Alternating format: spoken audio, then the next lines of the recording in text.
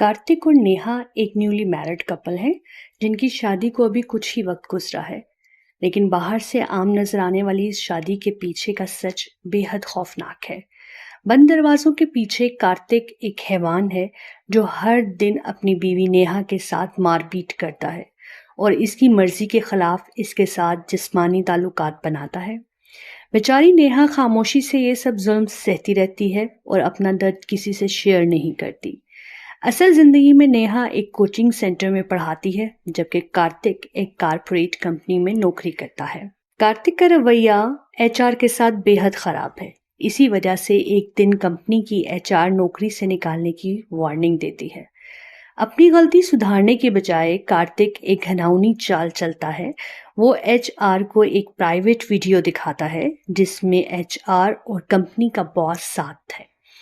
कार्तिक धमकी देता है कि अगर इसे निकाला गया तो वो ये राज सबके सामने खोल देगा। ब्लैकमेल होकर एचआर को मजबूरन पीछे हटना पड़ता है। इस वाकये के बाद कार्तिक अपने ऑफिस के दोस्तों के साथ एक बार में पार्टी करने जाता है। वहां शराब के नशे और हंसी मजाक के दौरान इसका एक दोस्त कार्तिक की बेबी नेहा को लेकर कुछ फजूल बातें कह देता है। ये सुनते ही कार्तिक के सर पे खून सवार हो जाता है। वो गुस्से में एक कांच की बोतल तोड़कर अपने दोस्त के सर पे दे मारता है और इसे बुरी तरह पीटने लगता है। बार में हुए इस पुरतशद्दुद झगड़े के बाद कार्तिक गुस्से में भनभनाता हुआ घर लौटता है। घर की मेड दरवाजा खोलती है। कार्तिक अंदर आते ही चिल्लाकर नेहा को आवाज लगाता है। नेहा अपने किसी काम में मसरूफ होने की वजह से उस पर ध्यान नहीं दे पाती। कार्तिक झल्लाकर इससे एस्ट्रे मांगता है लेकिन नेहा की तरफ से कोई जवाब नहीं आता। तब कार्तिक एक खौफनाक चाल चलता है और कहता है कि अगर तुम मुझे एस्ट्रे लाकर दोगी तो आज रात मैं तुम्हें अकेला सोने दूंगा। कार्तिक के पास ना जाने और अकेला सोने की बात सुनते ही नेहा फौरन एस्ट्रे ढूंढने लगती है। इसकी ये बेताबी देखकर कार्तिक की अना बुरी तरह मजरूह हो जाती है। उसका गुस्सा सातवें आसमान पर पहुंच जाता है। वो चीखता है कि जब उसने आवाज दी तब उसने क्यों नहीं सुनी, लेकिन इससे दूर रहने की बात पर वो फौरन दौड़ पड़ी। ये दरिंदगी पर उतर आता है और नेहा को बेरहमी से पीटने लगता है। इसी हाथापाई के दौरान इसकी नजर नेहा के हाथ पर बने टैटू गौतम के नाम पर पड़ती है। ये देख कार्तिक का पागलपन और बढ़ जाता है और वो चीखते हुए पूछता है, क्या वो आज भी गौतम से प्यार करती है? कार्तिक के जुल्म सितम से टूट चुकी नेहा के पास फर्श पर पड़े होकर आंसू बहाने के अलावा और कोई चारा नहीं था। अपनी इस जहन्नुमी जिंदगी और दर्द के बीच वो बेबस होकर अपने बचपन की यादों में खो जाती है। असल में गौतम नेहा के बचपन का दोस्त था। दोनों पड़ोसी थे, साथ साथ स्कूल जाते और घंटों एक दूसरे के साथ खेलते थे। नेहा का बचपन बहुत दुखों भरा था। जब वो बहुत छोटी थी तब एक हादसे में इसके वालिदैन का इंतकाल हो गया। इसके बाद वो अपनी नानी के पास रहने लगी, लेकिन किस्मत को शायद कुछ और ही मंजूर था। कुछ वक्त बाद नानी भी चल बसी। इस वाकये ने नेहा को अंदर से बहुत तोड़ दिया। नानी के इंतकाल के बाद रिश्तेदारों ने फैसला किया कि नेहा अब गांव छोड़कर अपने मामा के साथ शहर जाकर रहेगी। ये खबर सुनकर गौतम बेहद उदास हो गया। नेहा भी अपने इकलौते दोस्त गौतम को छोड़कर शहर नहीं जाना चाहती थी, लेकिन इन दोनों बच्चों के पास हालात के आगे झुकने के अलावा कोई रास्ता ना था। जाते वक्त गौतम ने नेहा से एक वादा किया था कि जब मैं बड़ा हो जाऊंगा तो तुमसे मिलने शहर जरूर आऊंगा, और फिर नेहा शहर चली गई। वो दोनों अक्सर फोन पर बातें किया करते थे, लेकिन वक्त गुजरता गया और गौतम अपना वादा पूरा करने कभी शहर नहीं आया। कहानी वापस प्रेजेंट में आती है। फर्श पर पड़ी नेहा अपने इस बचपन के दोस्त गौतम की यादों में खोई हुई थी। अगले दिन कार्तिक जबरदस्ती नेहा को अपनी कार से कोचिंग सेंटर छोड़ने ले जाता है। रास्ते में वो नेहा से सवाल करता है, क्या इसे कभी कार्तिक से प्यार नहीं हुआ? वो ताना मारते हुए कहता है कि जो गौतम तुम्हें हमेशा के लिए छोड़कर चला गया, आखिर तुम आज भी उस इंसान से प्यार कैसे कर सकती हो? नेहा इस सवाल पर खामोश रहती है। इसकी ये खामोशी कार्तिक के अंदर की ईगो को फिर से ठेस पहुंचा देती है और वो हैवानियत पर उतर आता है। वो कार में ही नेहा की मर्जी के खिलाफ इसके साथ जबरदस्ती करता है। अपनी हवस पूरी करने के बाद वो इसे कोचिंग सेंटर के बाहर उतार कर चला जाता है। नेहा नाकाबिले बर्दाश्त दर्द से करा रही थी। वो लंगड़ाते हुए किसी तरह वॉशरूम की तरफ भागती है और वहां जाकर फूट फूट कर रोने लगती है। इसकी ऐसी हालत देख इसकी दोस्त सौम्या घबरा जाती है और इसके पीछे पीछे वॉशरूम जाती है। अंदर का नजारा देखकर सौम्या सुन रह जाती है। नेहा के जिस्म से खून बह रहा था। घबराकर सौम्या से पूछती है कि ये सब क्या है, तुम्हें क्या हुआ है? अब तक हर जुल्म खामोशी से सहने वाली नेहा का सब्र टूट जाता है। वो रोते हुए सौम्या को गले लगाती है और अपनी घुटन भरी जिंदगी का पूरा खौफनाक सच इसके सामने खोल कर रख देती है। वो गिड़गिड़ाते हुए सौम्या से मिन्नत करती है कि मुझे मुझे कार्तिक से बचा लो, वरना एक दिन मुझे जान से मार डालेगा। सौम्या की आंखों में आंसू और दिल में गुस्सा था। वो फौरन नेहा को हॉस्पिटल ले जाती है जहां उसका इलाज होता है। सौम्या नेहा को समझाती है कि ये जुल्म अब बर्दाश्त से बाहर है और इसे बिना देर किए पुलिस स्टेशन जाकर कार्तिक के खिलाफ शिकायत दर्ज करनी चाहिए। लेकिन नेहा बेबसी से इनकार कर देती। वो रोते हुए एक कड़वा सच बताती है कि कार्तिक कोई अजनबी नहीं बल्कि इसके सगे मामा का बेटा है। इसकी शादी इसी घर में हुई थी जिसने इसे बचपन में यतीम होने के बाद पनाह दी थी। नेहा कहती है कि अगर कार्तिक जेल चला गया तो इसके मामा जीते जी टूट जाएंगे और वो अपने मामा को ये दुख नहीं दे सकती। हॉस्पिटल से दवाइयां लेकर नेहा किसी तरह घर लौटती है, लेकिन वैशी कार्तिक को इसकी हालत पर जरा भी तरस नहीं आता। वो फिर से इसके करीब आने और जबरदस्ती करने की कोशिश करता है, लेकिन इस बार नेहा का सब्र जवाब दे जाता है। वो इसे खुद को छूने तक नहीं देती और खौफनाक इरादे के साथ वार्निंग देती है कि अगर तुमने मुझे आज हाथ भी लगाया तो मैं अपनी जान दे दूंगी। नेहा की ये बात सुनकर कार्तिक एक पल के लिए रुकता है, लेकिन इसके चेहरे पर कोई पछतावा नहीं था। वो एक शैतानी हंसी हंसता है और कमरे से बाहर निकल जाता है। अगले दिन जब सौम्या नेहा से इस उलझे हुए रिश्ते की पूरी सच्चाई पूछती है तो नेहा इसे अपने माजी के काले पन्नों में ले जाती है। नेहा बताती है कि जब जब से इसकी नानी का इंतकाल हुआ, उन्होंने मरने से पहले ही नेहा के मामा से एक आखिरी वादा लिया था। उन्होंने कहा था कि वो नेहा को अपने साथ शहर ले जाएंगे, इसकी परवरिश करेंगे और बड़ी होने पर इसकी शादी कार्तिक से करवा देंगे, ताकि यतीम नेहा हमेशा अपने मामा की नजरों के सामने महफूज रहे। मामा नेहा को अपने घर ले आए और इसी दिन उन्होंने नेहा की कार्तिक से पहचान करवाते हुए कहा कि बड़े होकर तुम दोनों की शादी होगी। ये सुनकर कार्तिक बहुत खुश हुआ, लेकिन छोटी सी नेहा ने इस बात को संजीदगी से नहीं लिया। हालांकि वक्त के साथ कार्तिक की ये खुशी एक खतरनाक जुनून में बदल गई। जैसे जैसे नेहा बड़ी हुई, कार्तिक एक मनहूस साय की तरह इसके पीछे पड़ गया। वो बचपन से ही नेहा को अपनी बीवी और अपनी जागीर मान चुका था। वो हर पल इस पर गहरी नजर रखता था। अगर गलती से भी कोई इंसान नेहा को छू लेता तो कार्तिक जानवरों की तरह इसकी बेरहमी से पिटाई कर देता था। कार्तिक का ये साइको और जुनूनी रूप देख नेहा अंदर ही अंदर खौफ में जीने लगी थी। उसे समझ नहीं आ रहा था कि वो इस कैद से कैसे बाहर निकले। इसे घुटन भरी जिंदगी और खौफ के साए के बीच नेहा के लिए एक ही सहारा था, इसके बचपन का दोस्त गौतम। दोनों अक्सर फोन पे घंटों बातें किया करते थे। दूरियों के बावजूद इनकी ये मासूम दोस्ती आहिस्ता आहिस्ता प्यार में तब्दील होने लगी थी और वो दोनों एक दूसरे को चाहने लगे थे। लेकिन नेहा कार्तिक के खतरनाक मिजाज को जानती थी, इसलिए इसने गौतम और अपने इस अनकहे प्यार के बारे में अपने मामा और कार्तिक को भनक तक नहीं लगने दी। एक दिन अचानक नेहा की जिंदगी में जैसे दोबारा बाहर आ जाती है जब गौतम इसके सामने खड़ा होता है। इतने सालों बाद अपने बचपन के दोस्त को देखकर नेहा की खुशी का कोई ठिकाना नहीं रहता। दरअसल गौतम के वालिद की तबीयत काफी खराब थी और वो इनका बेहतर इलाज कराने के लिए इन्हें शहर लेकर आया था। इसका खानदान भी वहीं रुका हुआ था। गौतम के शहर आने से नेहा की जिंदगी में एक नई रोशनी आ जाती है। वो गौतम और इसके खानदान के साथ काफी वक्त गुजारने लगती है। इसके घर वालों से मिलकर नेहा को इस अपनायत का एहसास होता है जिसके लिए वो सालों से तरस रही थी। गौतम की नजर में अपने लिए बेतहाशा प्यार को जाहिर करने के लिए नेहा अपने हाथ पर गौतम के नाम का टैटू भी बनवा लेती है। लेकिन नेहा की ये खुशी कार्तिक को रास नहीं आती। एक दिन जब गौतम नेहा को इसके घर छोड़ने आ रहा था तो कार्तिक की नजर उस पर पड़ जाती है। जलन और गुस्से से पागल कार्तिक बीच रास्ते में ही गौतम को रोक लेता है और इस पर टूट पड़ता है। वो गौतम को बेतहाशा पीटता है। बदकिस्मती से नेहा के मामा किसी काम से शहर से बाहर गए हुए थे, इसलिए वो चाहकर भी ने गौतम या कार्तिक की इस दरिंदगी के बारे में कुछ नहीं बता पाती। वो नेहा को डराते हुए खुली धमकी देता है कि अगर इसने चुपचाप उससे शादी नहीं की तो गौतम को जान से मार देगा। कार्तिक की धमकियों और गौतम की जान को खतरे में देख नेहा अंदर तक कांप जाती है। डर और बेबसी में आकर वो अपनी जान देने की कोशिश करती है, एन उसी वक्त उसके मामा वहां पहुंच जाते हैं और नेहा की हालत देख इनके होश उड़ जाते हैं। वो कार्तिक की मदद से नेहा को फौरन हॉस्पिटल ले जाते हैं। जब नेहा की हालत सुधरती है और इसे होश आता है तो इसे एक और बड़ा झटका लगता है।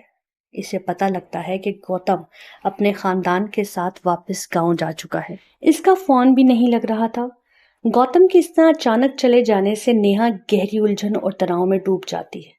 इधर हॉस्पिटल से वापस आने के बाद कार्तिक नेहा को घर ले आता है और अपने वालिद के सामने साफ कह देता है कि वो हर हाल में नेहा से ही शादी करेगा। वो बेशर्मी से कहता है कि वो जानता है कि नेहा गौतम से प्यार करती है, लेकिन गौतम तो इसे छोड़कर भाग गया, इसलिए अब नेहा सिर्फ इसकी है। नेहा रोते हुए अपने मामा से कहती है कि वो किसी भी कीमत पर कार्तिक से शादी नहीं कर सकती। अपनी भांजी को इस तरह तड़पता देख मामा आखिरकार कार्तिक के बचपन का एक स्याह सच उसको बताते हैं कि जब कार्तिक पैदा हुआ तभी उसकी माँ का इंतकाल हो गया था। मुझे अकेले ही इसे पालना पड़ा, लेकिन अपने काम और बिजनेस में मैं इतना उलझा रहा कि कार्तिक पर कभी ध्यान ही नहीं दे पाया। मेरे वक्त ना देने की वजह से कार्तिक बचपन से ही बहुत अकेला पड़ गया। इस अकेलेपन को दूर करने के लिए इसने अपने पास एक गुड़िया रख ली थी। दिन रात इस बेजान गुड़िया से बातें करता था और इसे अपनी जागीर मान बैठता था, और आज तुम इसके लिए वही गुड़िया बन चुकी हो। मामा अपनी बात आगे बढ़ाते हुए नेहा को बताते हैं कि कार्तिक के अजीब बर्ताव से परेशान होकर उन्होंने इसे एक डॉक्टर को दिखाया था। डॉक्टर ने सलाह दी कि कार्तिक को अपने खौल से बाहर निकाल कर दूसरे बच्चों के साथ घुलने मिलने का मौका दिया जाए। मामा ने कोशिश भी की। उन्होंने कार्तिक को बाहर खेलने भेजा, लेकिन नतीजा हमेशा भयानक होता, या उनके साथ पुरतशद्दुद मारपीट करके घर लौटता। मामा समझ नहीं पा रहे थे कि इस लाइलाज पागलपन का क्या किया जाए। लेकिन जब नेहा इस घर में आई तो एक मौजज़ा सा हुआ। नेहा को देखते ही कार्तिक पूरी तरह बदल गया और उसने उस बेजान प्लास्टिक की गुड़िया को हमेशा के लिए अपनी जिंदगी से निकाल फेंका और नेहा के साथ बड़े अच्छे से रहने लगा। ये तब्दीली देख मामा के दिल में एक झूठी उम्मीद जाग गई। इन्हें लगा कि नेहा और कार्तिक की शादी हो जाए तो कार्तिक का ज़हनी तवाज़ुन पूरी तरह ठीक हो जाएगा और इसका गुस्सा हमेशा के लिए खत्म हो जाएगा। और इस उम्मीद में उन्होंने नेहा के सामने कार्तिक से शादी करने की तजवीज़ रखी। एक ज़हनी तौर पर बीमार इंसान से शादी करने के लिए नेहा किसी भी कीमत पर तैयार नहीं थी, लेकिन तभी वहां कार्तिक आ धमका। इसने अपने ही वालिद के सामने चीखते हुए ऐलान किया कि अगर इसकी शादी नेहा से नहीं हुई तो या तो वो अपनी जान दे देगा या फिर उन्हें मार डालेगा। फिर वो नेहा की तरफ मुड़ा और एक खौफनाक धमकी दी कि अगर तुमने मुझसे शादी नहीं की तो मैं तुम्हारे प्यारे मामा की जान ले लूंगा। अपने मामा की जान खतरे में देख नेहा अंदर तक टूट गई। बेबसी के आंसुओं के साथ उसने शादी के लिए हाँ कर दी। उस दिन के बाद से नेहा एक ऐसी शादी के बंधन में बंध गई जो इसके लिए जहन्नुम से कम नहीं था। वो बस घुट घुट कर कार्तिक के जुल्मों को झेल रही थी। कहानी एक बार फिर प्रेजेंट में आती है। इस खौफनाक रात में लौटती है। बेडरूम में कार्तिक का वहशीपन फिर जाग उठता है और वो नेहा के साथ जबरदस्ती करने की कोशिश करता है, लेकिन इस बार नेहा की कुव्वत बर्दाश्त जवाब दे चुकी थी। वो कार्तिक को पूरी ताकत से धक्का देती है और चीख कर कहती है कि अगर तुमने मुझे छुआ भी तो मैं खुद को खत्म कर लूंगी। एक साइकोपैथिक के लिए ये धमकी कोई मायने नहीं रखती। कार्तिक एक खौफनाक हंसी हंसता है और पास रखे पेट्रोल अपने ऊपर डाल लेता है। हाथ में माचिस लेकर वो नेहा को घूरते हुए कहता है, अगर तुमने अभी मुझे आई लव यू नहीं बोला तो मैं खुद को आग लगा लूंगा। कार्तिक के इस पागलपन को देख नेहा पूरी तरह सहम जाती है और डर के मारे कांपते हुए उसे आई लव यू बोल देती है, लेकिन उस वक्त उसके दिल के हर कोने में कार्तिक के लिए सिर्फ और सिर्फ नफरत सुलग रही थी। उसी रात जब कार्तिक बेफिक्र होकर गहरी नींद सो जाता है तब नेहा अपनी जिंदगी का सबसे बड़ा फैसला लेती है। वो दबे पांव बिना किसी आहट के इस जहन्नुमा घर से निकलती है और अंधेरे में गुम हो जाती है। अगली सुबह जब कार्तिक की नींद खुलती है तो पूरे घर में नेहा को ना पाकर इसका पागलपन सारी हदें पार कर जाता है। वो पागलों की तरह नेहा का मोबाइल नंबर मिलाता है, लेकिन दूसरी तरफ से सिर्फ एक ही आवाज आती है कि फोन स्विच ऑफ है। नेहा की इस तरह अचानक गायब हो जाने से कार्तिक का दिमागी तवाज़ुन पूरी तरह डगमगा जाता है। वो पागलों की तरह शहर के कोने कोने में इसे ढूंढता है, लेकिन नेहा का कोई सुराग नहीं मिलता। गुस्से और मायूसी से वो नेहा की दोस्त सौम्या के घर पहुंचता है। उसे जान से मारने की धमकी भी देता है, लेकिन सौम्या भी खौफजदा होकर यही कहती है कि इसे नेहा के बारे में कुछ भी नहीं पता। हर तरफ से खाली हाथ रहने के बाद कार्तिक खुद को शराब के नशे में डुबो लेता है। वो लड़खड़ाते कदमों से घर लौटता है। इस वक्त घर पे उसकी मेड मौजूद थी। भारी नशे और दिमागी दबाव में कार्तिक को मेड की शक्ल में नेहा का अक्स नजर आता है। इस खौफनाक वहम में वो दीप्ति के साथ जबरदस्ती करने लगता है। शुरुआत में दीप्ति खुद को बचाने के लिए पूरी कोशिश करती है, लेकिन कार्तिक की हैवानियत के आगे हार मानकर वो मुखालफत करना छोड़ देती है। लेकिन कार्तिक का वहशीपन यही नहीं रुकता। अगले दिन होश में आने पर वो इसी दीप्ति को बेरहमी से पीटने लगता है। कार्तिक समझ नहीं पा रहा था कि नेहा कहाँ गई और वो अपने इस पागलपन का क्या करे। इसी घुटन और चिड़चिड़ेपन में वो अकेले ही घर का सारा सामान तोड़ने फोड़ने लगता है।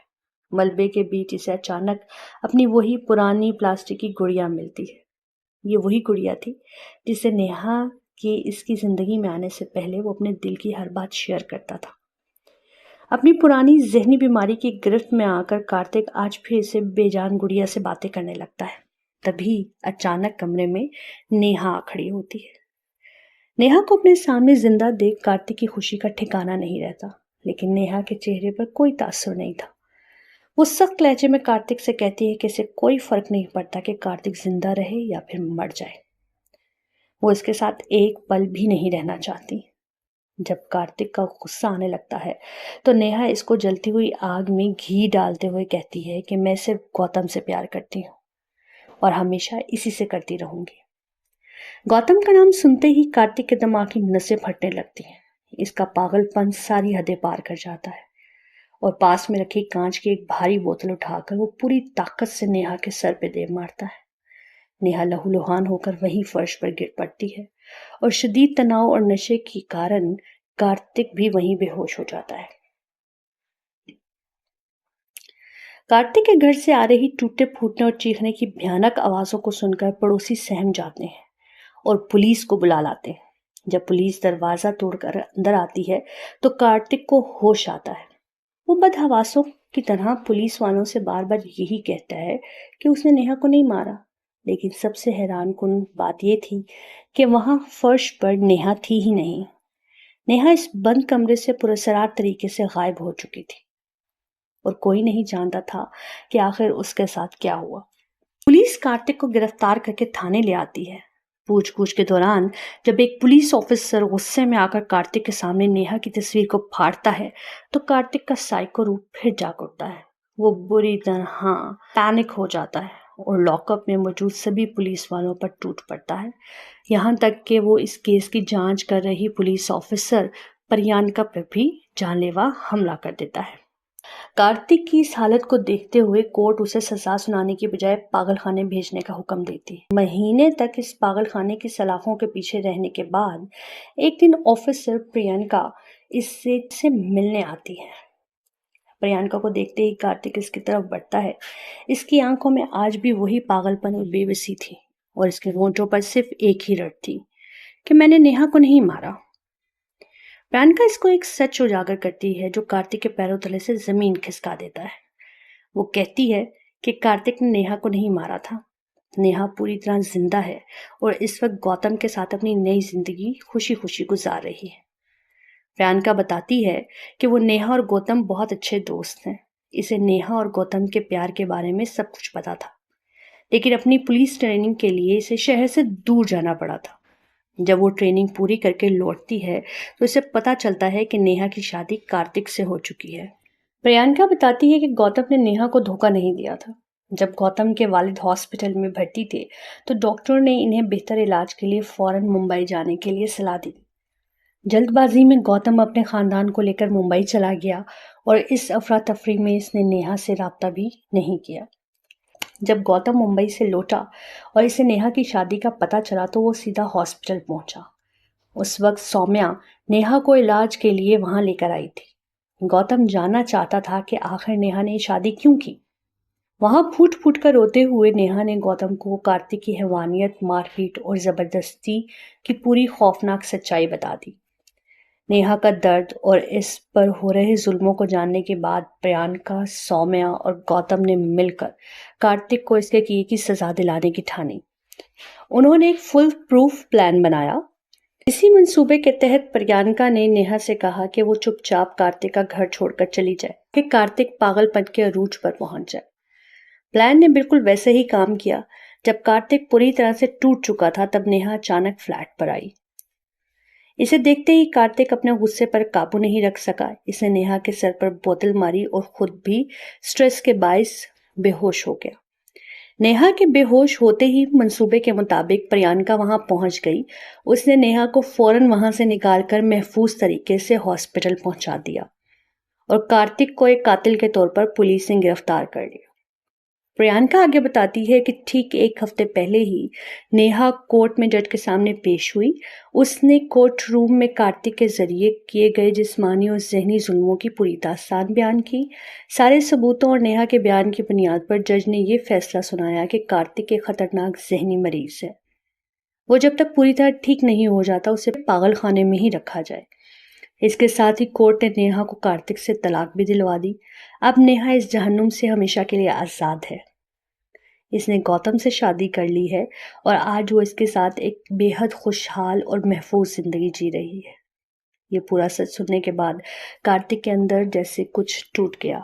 उसका गरूर, उसका पागलपन दोनों हार चुके थे। इसके पास अब पछतावे के लिए सिर्फ नेहा की यादों के अलावा कुछ भी नहीं बचा। वो पागल खाने की इस ठंडी कोठरी में बैठकर बेबसी से नेहा को याद करने लगता और इसी दर्दनाक और इंसाफ पसंद अंजाम के साथ ही कहानी खत्म हो जाती है। दोस्तों, नेहा ने अपने मामा की जान बचाने के लिए अपनी जिंदगी कार्तिक जैसे साइको के हाथों जहन्नुम बना ली। अगर आप नेहा की जगह होते और आपके अपनों की जान खतरे में होती तो आपका क्या फैसला होता? अगर आप भी खामोश रहकर जुल्म सहते या कार्तिक का डटकर सामना करते? अपने ख्यालात नीचे कमेंट में ज़रूर शेयर कीजिएगा।